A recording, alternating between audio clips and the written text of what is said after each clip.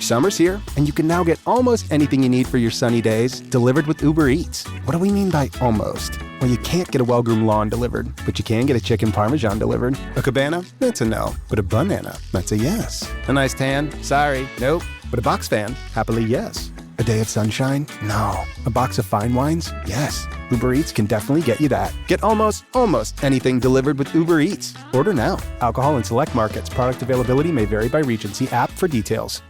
What's new from Apple? There's the new iPhone 16 Pro, built for Apple Intelligence. And it comes with the all-new camera control, giving you an easier way to quickly access your camera tools. The new Apple Watch Series 10 has our biggest display and our thinnest design ever. And this? It's the sound of active noise cancellation, now available on one of 2 new AirPods 4 models. So quiet. Check out all of the new products and new features at apple.com. You can even buy yourself something new. See apple.com for product availability updates. Apple Intelligence coming this fall. Welcome to Her Extraordinary Life by Design, where we celebrate women who are shaping their lives one extraordinary day at a time. I'm your host, Leslie Gaudet, self-care coach for women who are ready to make self-care a priority to support them in life and business. Every week, I'll be speaking with inspiring women from various walks of life who will share their personal journeys and will discover how they have fearlessly carved their own paths as business owners, passionately pursuing their dreams and creating a meaningful impact on their communities. So let's get started. Hello, and welcome to Extraordinary Life by Design podcast. I'm your host, Leslie Gaudet, and today we're talking with Zoe Simmons. Zoe is an award-winning journalist who's been published hundreds of times around the globe, including news.com.au, New York Post, ABC, Pop Sugar, Daily Mail, New Idea, That's Life, and more. Zoe also runs a copywriting and editing business where she helps businesses, large and small, to find their perfect words. As a passionate disability advocate living with conditions such as fibromyalgia, bipolar disorder, and autism, Zoe uses her platform to raise awareness and support others facing similar challenges. She debuted as a speaker at the 2021 National Young Writers Festival and has since spoken at various national summits and appeared on media, including BBC and Channel 10. Zoe has contributed to multiple books on topics ranging from mental health to journalism, and she's currently working on a book about her experiences as a disabled journalist and her community's survival of the Black Summer bushfires. There is so much to unpack with you today, and I can't wait to get started. So welcome, Zoe. I'm happy to have you on the show today. Oh, thank you so much for having me. It's lovely to be here. It's a tradition for me to start my podcast episodes by having my guests tell me a little bit more about themselves before we get started. But I feel like there's just so much to talk about with you. And so I'd really like to just jump right into our conversation. Sure. I mean, your bio captured me in a short thing pretty quickly. So Absolutely. Okay. So your journey of managing a successful career alongside your personal health challenges is really inspiring to me.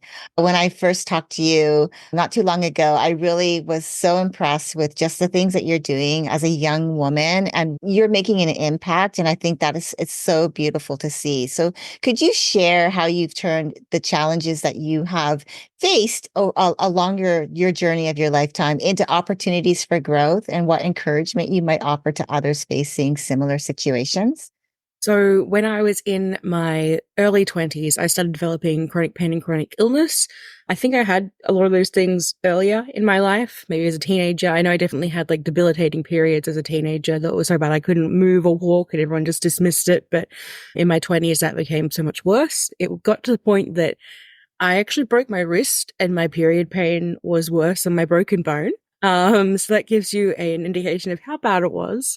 And slowly my life kind of just became consumed by illness and trying to work to these non-disabled standards that don't really help anybody. I couldn't work full time anymore, which was extremely difficult. And I realized I was disabled and that I needed access needs and that I needed things to help me live. Like, for example, now I use mobility aids. I use a walking stick, a walker, or a wheelchair sometimes, depending on like how far I have to go, how tired I am, how much pain I'm in. And that was really hard because there's a lot of stigma and there's a lot of ableism. I always felt like I had to fight to be considered and that, you know, my access needs were a hassle. So that's why I started my own job. And my lived experience there is an asset, not seen as we have to make adjustments. I think it's pretty ridiculous that the world kind of won't make simple adjustments when they benefit not only disabled people, but so many people be benefited by it. And we just don't fit into these non-disabled boxes. Even non-disabled people don't fit into these boxes. So like they just don't help anybody. So I guess for me is through my journalism, through my speaking, through my copywriting business, I try to use those negative experiences, those bad lived experiences, which happen every single day. Like when you're a wheelchair user trying to exist in life, no one thinks about accessibility. So it's interesting. I have many stories, including one where I was in an elevator with the garbage because that was the only accessible entrance, literally waiting with garbage.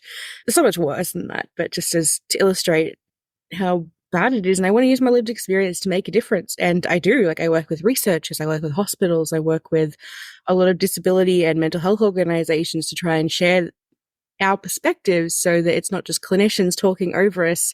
You know, there should be nothing about us without us. So I am trying to share my lived experiences and smash stigma and ableism and create change and help others to know they're not alone. And also, I guess, show people that you can just be any ordinary person and end up making a difference. Everyone can make a difference, and it starts with a small change. So yeah, I guess I just try and do whatever I can to create good from bad.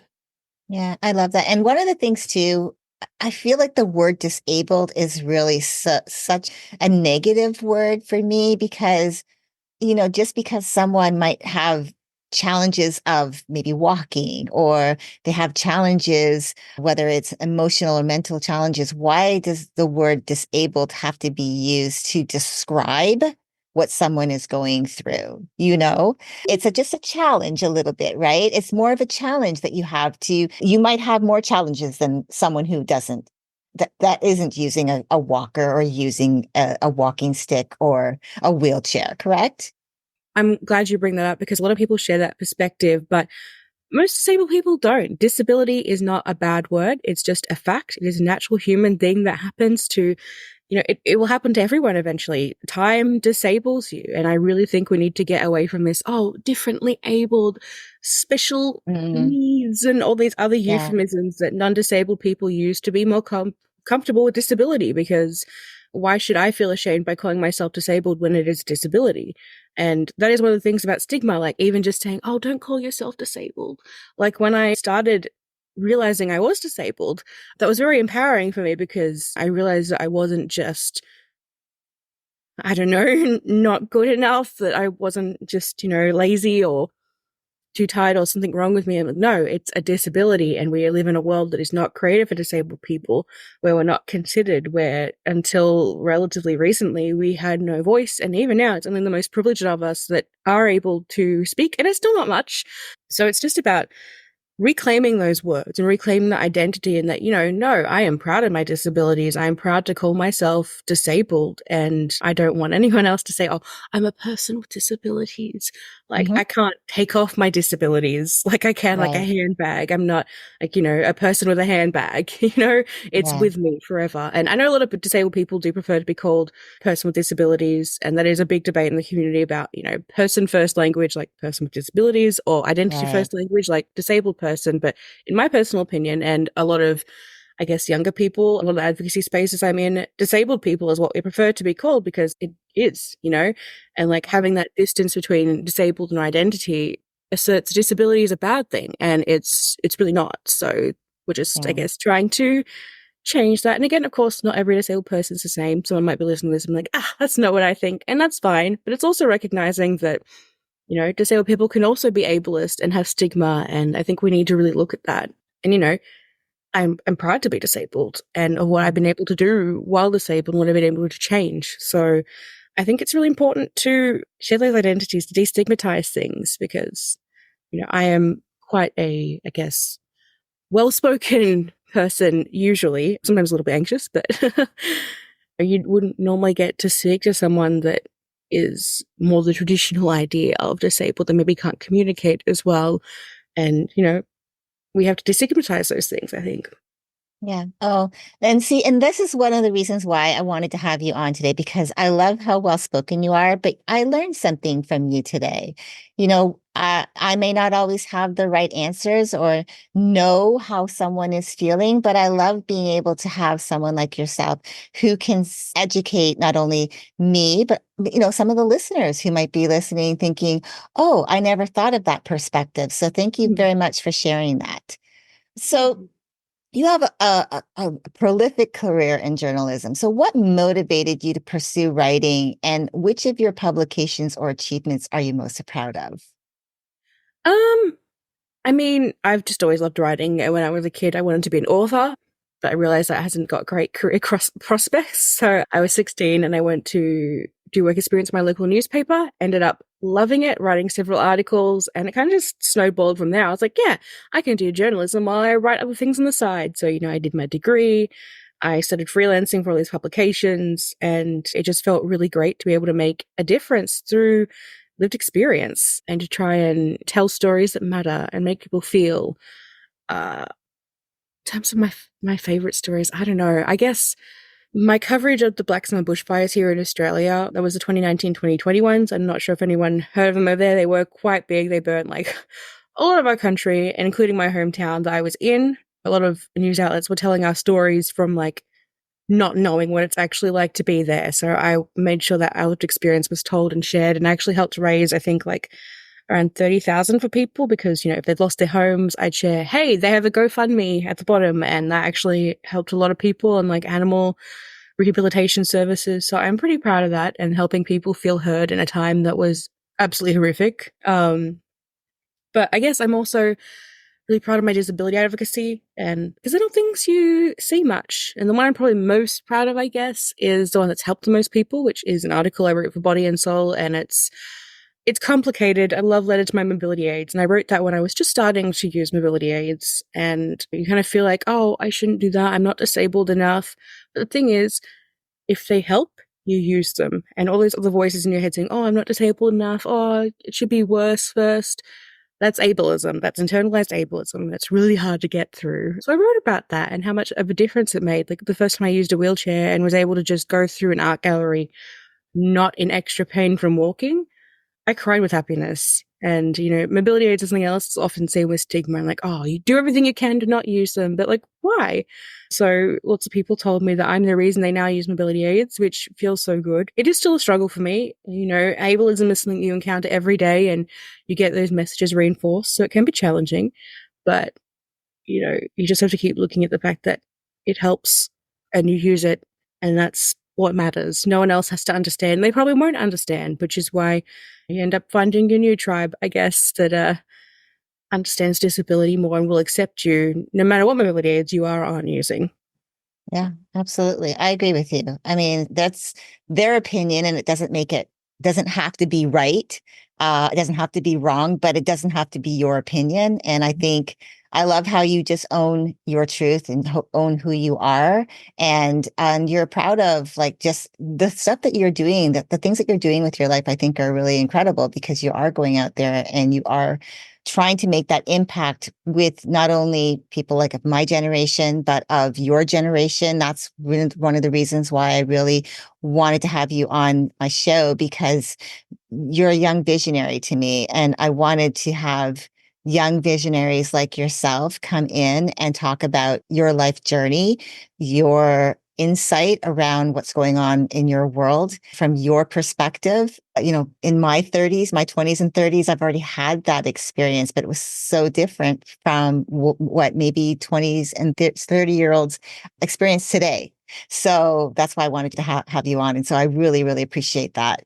So let's move on to the next question, because I know that you have a copywriting and editing business. And of course, we know that requires a keen eye for detail and a deep understanding of your clients' needs. So what led you to start this business, and how do you balance it with your journalistic endeavors?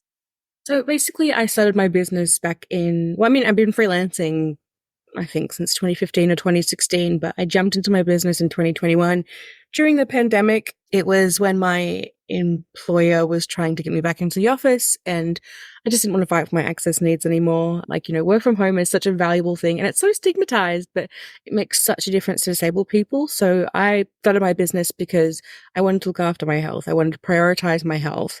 And I also just wanted to see what would happen, what opportunities would arise. So I mainly freelance journalism on the side. Whenever I think of a story or an opportunity comes up, I just pitch an editor, say, hey, you interested in this? And they are or aren't. So I don't always have the energy for that, though. I wish I had more energy, but, chronically ill. But I guess my copywriting is probably my main income. And I started it because I realized I was doing a lot of copywriting things anyway in like my jobs, my careers. So why wouldn't I run a business about it? And I saw other copywriters doing it. I was like, you know what? I'm a good writer. I can do that. And for me, my lived experience is a reason that people come to me, especially in the health, the disability, the mental health space, because I live with all those things. So I have a deeper understanding of consumers and can write in that gentle, easy to consume tone, and it makes people feel understood and also clearly communicated to, which is something a lot of websites don't do. But I also have accessibility considerations. Like most websites won't have accessibility information, which is ridiculous. So my clients also get that added bonus and me being like, wondering what your accessibility is here. Can we promote it or improve it? So working with a lot of organizations that are trying to make a difference, which feels really good, like women's disability organizations. I work with a lot here and a lot of other health organizations and people doing good research into trauma-informed preventative care and all sorts of things. I'm also working like the National Autism Strategy here in Australia, which is the first strategy dedicated to making life better for autistic people and destigmatizing that here and creating opportunities and removing barriers. So it is really a juggle, but I do my best. Being chronically ill, I don't have that much energy, so I have to be quite organized. So I have like so many whiteboards, so many lists to try and keep track of everything because I'm very tired. And a lot of the time it is just being honest and saying, hey, I'm sorry, but do you mind if I have next week to do it? Because I am dead. And most people are understanding, especially when they do come to you for that lived experience. So, it's one thing to write. It's another thing to understand lived experience and be able to share that and translate that into writing. So most clients are pretty happy to wait. But of course, I do keep track of deadlines if it's like, this has to be published and we need it to go out. But a lot of people are flexible. So I just balance what I can when I can. And I do often have to take long periods of rest because it's really hard. Yeah, I can imagine. But yeah, what I love what you said was you understand yourself to be enough to be able to speak up, because a lot of people don't.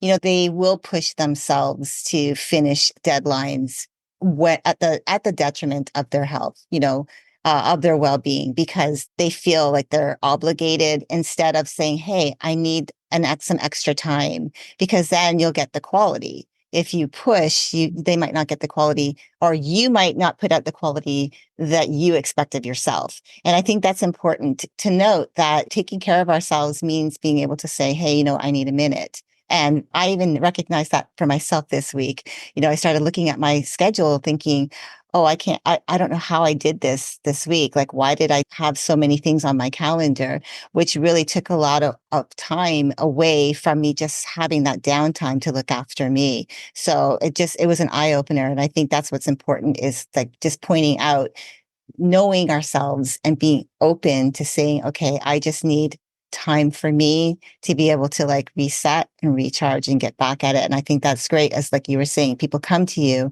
for your expertise, your lived experience around specific topics to help them with their stories, with their publications. And I think that's important, that you're able to actually say, hey, I'm ready and willing, but I need some extra time. So I think that's important to at least say that for the audience to hear. Give yourself permission to do that. I think a lot, especially as women, and I don't know about the younger generation, but I know from my own generation, it has been, I think, a struggle for a lot of women in my generation to be able to say, I actually have to say no, not right now, because they've just been so used to saying yes to everything. So yeah. So I can relate. You have to put yourself first, and rest is radical and it's vital when you're chronically ill, but it's vital for anybody. And I was working 16-hour days at one point to try and get everything done. And I got so sick that I needed to rest for months. And, you might think, oh, I'll just push through this. I'll just push through this. I'll just push through this. But you will burn out. And, you may even end up developing chronic illnesses yourself. So please look after your health. I know sometimes you have to just push through with some deadlines and some things. And obviously, you have children to care for. Obviously, they need to survive and eat. That's pretty important. But, you need to carve out time for yourself if you can. But I do recognize, I don't have kids, so I don't know what that's like. I do have the privilege of being able to run my own business and have that flexibility. But, if anything can wait, the world's not going to end if it waits. So just rest. Look after yourself first. You can't look after anyone else if you're dead. Yeah, exactly. Yeah, exactly. So as that disability advocate and public speaker, because you do a lot of public speaking, what key messages do you aim to convey in your talks? And how do you prepare to connect so effectively with your audience? So I guess I just like to, my audiences are varied. Sometimes they're young disabled people. So it's about affirming them and trying to give messages and identify ableism and stigma and what you can do about it. And sometimes you do have to let some people in your life go, which is hard. But, people have these ableist attitudes and they're just making you feel horrible.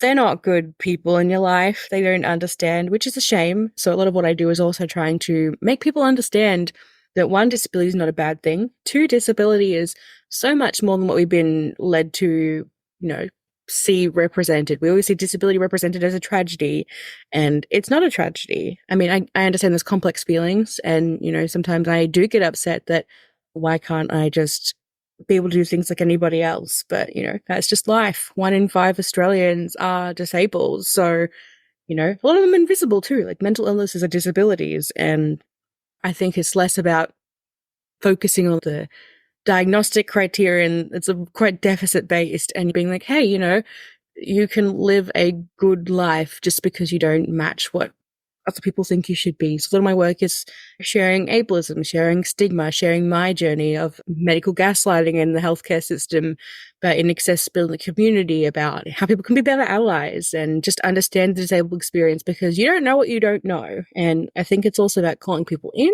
And, I didn't know much about disability before I was disabled, because I didn't have any, I had a lot of friends who had mental illnesses, but again, we didn't see that as disabilities. We didn't see that as something that we deserve to have care for or access needs met for, which is a shame. And that comes from stigma of mental health and disability and chronic illnesses. And especially people with uteruses experience this a lot, because we get told it's just women's pain, or just take a Panadol, or it's hysteria, when no, it needs to be recognized that these are conditions that have historically been steamrolled by non-women, non-people with uteruses, and they don't actually get it. And our stories and voices matter, and accessibility matters, because you're not going to know what you don't hear. So it's also about educational, about connecting with people. It's about sharing vulnerable parts of myself to let people in and make them think, and hopefully create change and be an ally. And maybe if you see that accessibility information hasn't been included on a website or an event,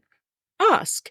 If you see someone that has like a little step in a ramp or something would make a big difference there, ask them to do that. It shouldn't always be disabled people having to do all the legwork. We're all in this together, and it benefits everybody. So, it benefits us now, it benefits future disabled people, and it benefits generations that are coming. So we should change. I guess that's a lot of what I do, trying to make people understand and just think and do better. Yeah, I think that's great. I love that.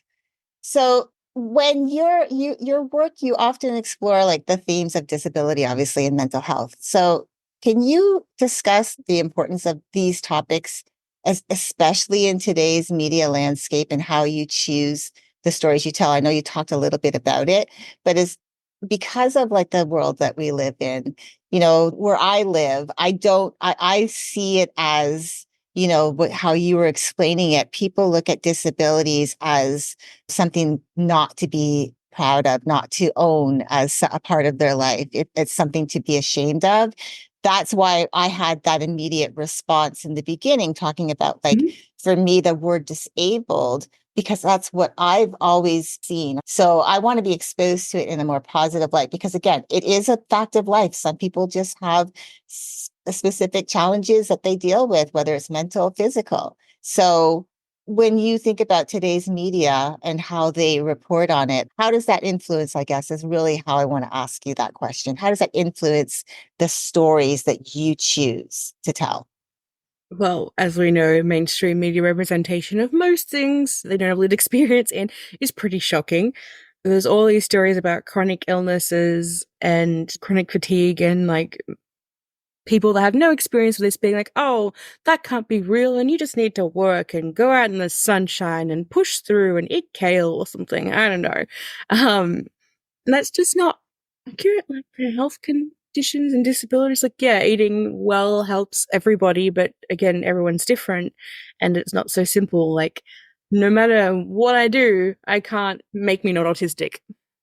And like, there's all these bad views, like, in the media. I don't know if it still is where you are exactly, but, I see a lot of stories quite regularly, maybe not so much anymore, but in the past about how, oh, vaccinations cause autism. But, one, no, they don't. People with autism are born with autism and it's hereditary.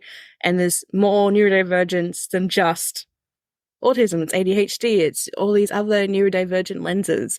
So I guess I just try and tell stories that show perspectives that people wouldn't always see, that challenge the main narrative, that challenge that disability is a tragedy. Because if I think of a story that you might see in the media, it might be like an athlete that became disabled and like, oh, it's so sad and hard. And yes, obviously there is so much emotion. It's hard to accept, but I feel like it would be a lot better if society just viewed disability as a better thing, if we made accessibility the norm, because it's not society that necessarily, it's not, your body that always disables you. Sometimes society. For example, I can't walk far distances a lot now. Sometimes I can't walk at all, really. So if I want to go to like a concert, I use my electric wheelchair and just go.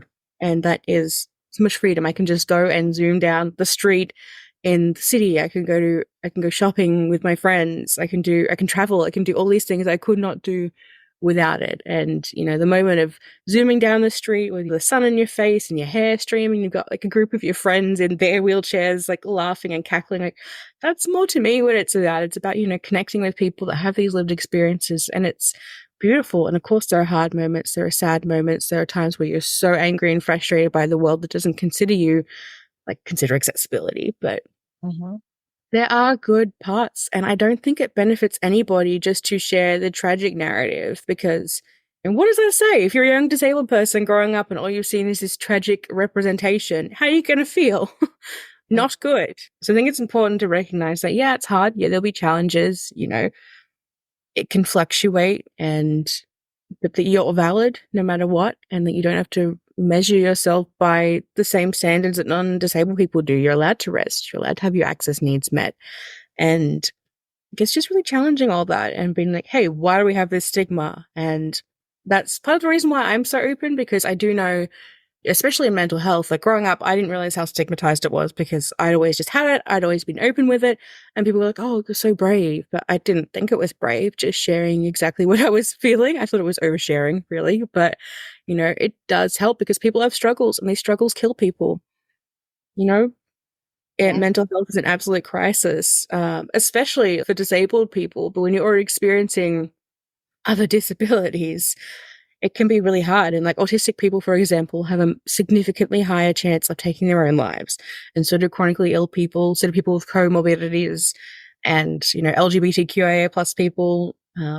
It's really bad. So we need to stop having mental health specifically in this lens of, oh, what a danger. Because like, I think most of the time I see mental health represented in society is usually when something bad has happened and they're just like, oh, the person was mentally ill. I'm like, hey, I'm mentally ill and I have never tried to kill anyone and I never will. And I think it shares how much we need to have this community early intervention to stop people from getting that unwell that they need to do this. I used to work in the forensic mental health system, and that is where the criminal justice and mental health systems meet. And here in Australia, it's quite good. You actually get really help. It's really therapeutic, but you have to get to that level to get that help. So we need that in the community. We need it affordable. We need it accessible. And hopefully me talking about these things will make people think differently and maybe create change. I mean, I'm working with like governments and services to try and create that change, but hopefully, like I said, every little thing counts, and lots of people are fighting for this. So let's do it. Yeah, I love that. So, last question. Can you tell us about any upcoming projects or publications that you're particularly excited about that you're working on, and anything else that you might like to share with our audience? I mean, I've been writing my book for a long time. Honestly, though, I haven't been well enough to write it, and I need to kind of focus on paid work. I do want to finish it though, just because I think it matters. It's the stories of my people that didn't get shown in the media, and we experience too much. Just let those stories go. So hopefully I'll write that sometime, but I would love to also write books on disability. I'd love to speak more. Can't really think of any major things that are coming up right now. So I am allowed to share, at least. There are cool things happening, but I'm not allowed to publicly discuss them. But I guess just doing my best. I would love to write for TV. I'd love to keep working with organizations. I'd love to keep speaking. I guess my message is, please consider disabled people. Please, include us. And it's not hard. You can just Google it. And if you own a business, if you have a physical location, if you run events, please, please, please think of it. And remember, accessibility is more than just wheelchair accessibility. And you can Google this. It's really easy. Or you can hire a disabled consultant, because no one knows disability better than us. And, it's okay to have these differences. And please, if you're a manager, don't think of adjustments as a bad thing. Think of it as small changes that allow someone to work and thrive. And what a difference that makes to have diversity. And neurodivergent autistic people are excellent workers when it's something they're interested in. Funny that. So, these small things can make a huge difference. And I just encourage you to learn and follow disabled advocates online, like and share our posts, comment on things, amplify things, talk to people in your life about these things. So it's not just us. And obviously offer meaningful paid work if you can, if you have opportunities to do that and you're thinking, you know what? I don't know much about disability. I'm going to do something. That's great. There's so many books and podcasts, but I think also remembering to consider diverse disabled people, like not just privileged white disabled people, because you need those differences in diversity, because like my experience is completely different to, an autistic person of color. It's a whole other playing field. So it's so important that we don't just learn about the most privileged. We learn about, queer and trans and people of color, people from refugee backgrounds, people from all these perspectives that we wouldn't necessarily hear, because, intersectionality connects everything. And I think it's our duty to learn about these things. It's our duty to try and make things better, to understand other people and to dismantle these systems of ableism, of racism, of sexism and ageism and all these things that come down to, I think, a lack of understanding. So let's understand each other. Yeah, just as simple as that. Let's understand each other. Zoe, thank you so much for spending time with me today and sharing your insights. Oh my gosh, from your journey as you're a journalist, you're an advocate, you're an entrepreneur. Your experiences and your dedication to breaking stigmas around disability is really inspiring to me. I was so excited to have you on today. And when I first found you and started looking at what you were doing, I thought, yes, I want to have this young woman on my show. So thank you so much. I'll make sure to include your contact information in the show notes for anyone who wants to learn more about your work or who wants to get involved with what you do. I hope your story and what you do inspires our listeners to embrace their challenges and seek opportunities for growth. So again, thank you so much for being open about your story. Thank you so much for having me, and thank you for listening. I hope I've helped. Yeah, absolutely. And to our listeners, remember that your stories have power and your challenges can be transformed into your greatest strengths. Embrace each day as a new page in your own story, one where you are the hero. Until next time, keep dreaming, keep believing, and keep designing your extraordinary life one day at a time. Thank you for joining me on Her Extraordinary Life by Design. I hope you've been inspired and empowered by the incredible stories shared on this show. If you enjoyed this episode and the conversations we've had, I would greatly appreciate if you could take a moment to leave a review. Your feedback and support mean the world to me, and it will help others discover the podcast and join our empowering community. Remember to hit the subscribe button so you never miss an episode. Together, we can continue to learn from these amazing women, uncover their extraordinary journeys, and be motivated to create our own lives by design. Thank you again for tuning in. Until next time, stay empowered and keep shaping your extraordinary life one day at a time.